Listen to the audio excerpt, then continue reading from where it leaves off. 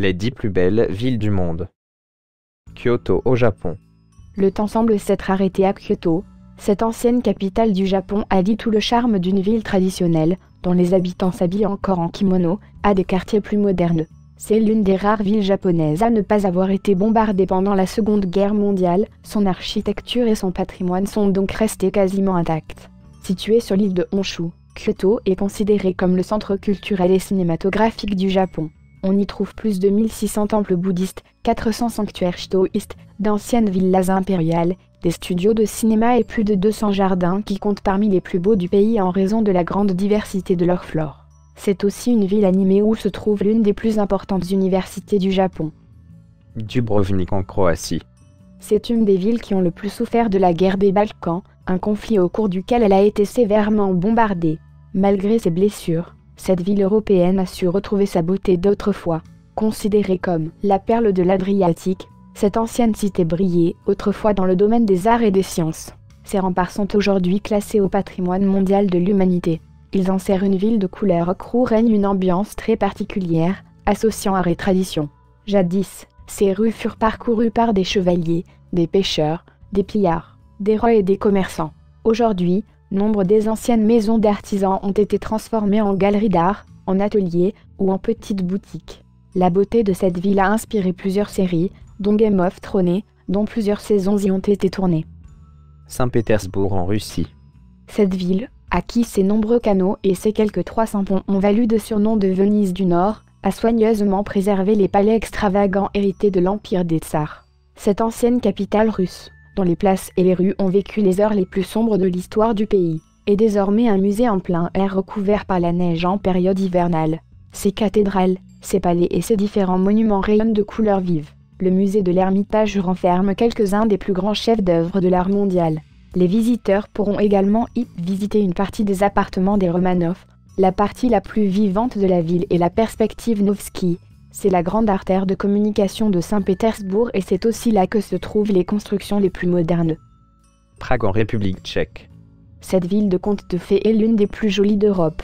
Elle le doit à son architecture, bien sûr, mais aussi à une sensibilité artistique particulière.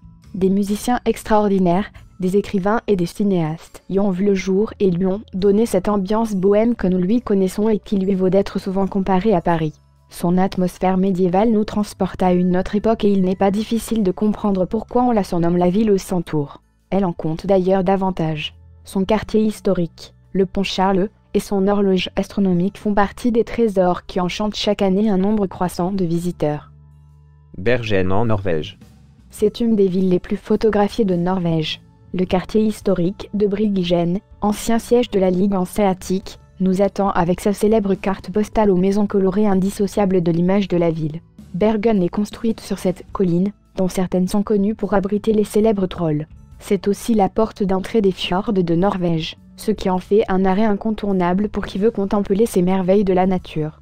Au musée KODE, vous pourrez voir exposées quelques-unes des plus célèbres toiles du grand peintre Edvard Munch. Quant au plaisir de la bouche, c'est au port que vous les trouverez. Des marchands ambulants y vendent quelques-unes des délicieuses spécialités gastronomiques de ce pays dont le saumon et la morue sèche y sont devenus des symboles de l'identité culinaire. Istanbul en Turquie. À cheval entre l'Europe et l'Asie, Istanbul est un exemple de symbiose entre les anciennes traditions asiatiques et la modernité occidentale. L'histoire de celle qui s'est autrefois appelée Byzance, puis Constantinople, vibre encore dans la partie la plus ancienne de la ville. C'est là que l'on trouve certains de ses sites les plus emblématiques, comme la mosquée bleue, Sainte-Sophie, la citerne basilique, le palais de Topkapi ou encore le Grand Bazar, qui vous propulseront dans une autre époque. Son quartier le plus cosmopolite se trouve de l'autre côté du Bosphore où prédomine une culture et un mode de vie à l'occidental. Istanbul a su s'ouvrir au monde sans perdre son essence turque. C'est par ailleurs la seule ville où il suffit de traverser un pont pour changer de continent. San Francisco aux États-Unis. Cette ville aux rues en pente est considérée comme l'une des plus belles des États-Unis. Ses grands espaces couverts de jardins, ses parcs où l'on peut échapper à l'atmosphère de la ville et les plages qui bordent la côte en font un des lieux préférés des voyageurs. Le Golden Gate est une des plus célèbres icônes des États-Unis, tout comme Alamo Square, où l'on peut voir les célèbres Painted Ladies. Son caractère international se retrouve dans ses différents quartiers multiculturels et débordants de vie.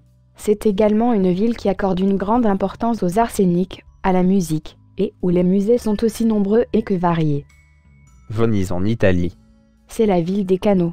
Elle se compose de plus de 100 petites îles réunies entre elles par plus de 400 ponts. Son principal atout est d'être une ville piétonne, la seule circulation autorisée étant celle des embarcations qui parcourent ces canaux. C'est ce qui a fait de Venise l'une des villes les plus romantiques et les plus singulières d'Europe. De nombreux artistes y ont créé leur école. Son architecture Renaissance est indissociable de son identité, tout comme la place Saint-Marc où se trouvent quelques-uns de cafés et restaurants italiens les plus fréquentés par les touristes. Elle fut également un haut lieu de la musique italienne. C'est la ville natale de Vivaldi. Son opéra compte parmi les plus beaux du monde. San Miguel de Allende au Mexique. Située dans l'état de Guanajuato, cette ville mexicaine est l'une des plus calmes du centre du pays. Son passé colonial, dont de nombreuses constructions ont gardé la trace, cohabite avec son essence mexicaine qui s'exprime au travers de ses nombreux restaurants populaires, de ses marchés, de sa gastronomie et de ses nombreux musées. Elle a joué un rôle important dans la guerre d'indépendance du Mexique et fait partie de ce que l'on nomme aujourd'hui la route de Miguel Hidalgo, San Miguel de Allende, qui est le centre d'une intense vie culturelle et artistique, est entouré de bois de verdure. À quelques minutes du centre historique, on peut visiter la réserve naturelle d'El Charco qui abrite un jardin botanique et un système d'irrigation datant de l'époque coloniale. Le Cap en Afrique du Sud. Destination incontournable de votre voyage en Afrique du Sud, le Cap est probablement l'une des villes multiculturelles où l'intégration entre l'héritage européen et les caractéristiques africaines est la plus réussie. Vous serez séduit par l'explosion de couleurs de ces maisons pittoresques et par son environnement, une nature quasiment vierge, avec de hautes collines, une végétation luxuriante, des plages aux eaux cristallines où vivent des colonies de pingouins, Simonstown, et une île aux phoques, à Old Bay. Non loin de là s'étendent quelques-uns des plus beaux vignobles du pays. L'histoire nous rappelle que Cape Town fut le berceau de nombreux leaders du mouvement anti-apartheid. C'est aussi là que Nelson Mandela a fait son célèbre discours qui a ouvert une nouvelle ère pour ce pays. Fin.